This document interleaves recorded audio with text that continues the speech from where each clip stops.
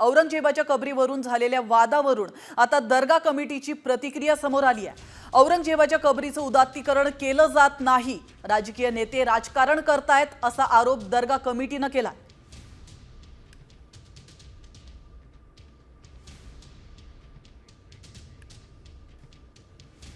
उदात्तीकरण केलं जाते म्हणतात, खरंच उदात्तीकरण केलं जाते?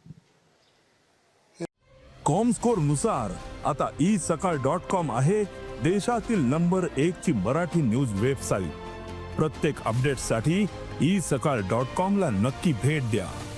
सर देखो, ये जो मज़ार है 317 साल से, तो 300 साल से कई हुकूमत गई और किसी ने ऐसी मांग नहीं करी। यहाँ तक निज़ाम शाही गई, मराठा शाही गई, और 75 साल से अपना इंडियन गवर्नमेंट है, तो ऐसे आज तक कभी किसी ने मांग नहीं करा कि खबर उखाड़ना। और आज तक अपने इतिहास में 1000 साल के इतिहास में कोई खबर की कोई बादशाह ने दूसरे की उखाड़ के नहीं फेंका।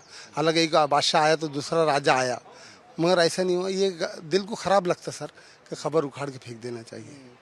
मग तुम्ही इथं त्याचं असं उदात्तीकरण करता का, किंवा इथं औरंगजेबची कबर आहे तर हे खूप मोठं आहे असं सांगता का लोकांना? काय नेमकं होतं जेणेकरून सातत्यानं औरंगजेब आणि औरंगजेबाची कबर चर्चेत येत असते?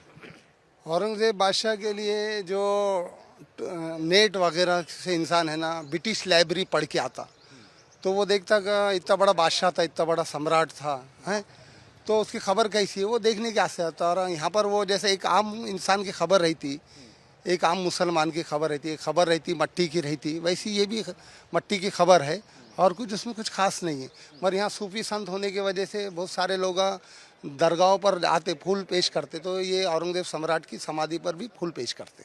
मोहम्मद इरफानचा माधव सावरगावी, साम टीव्ही, खुलताबाद, छत्रपती संभाजीनगर।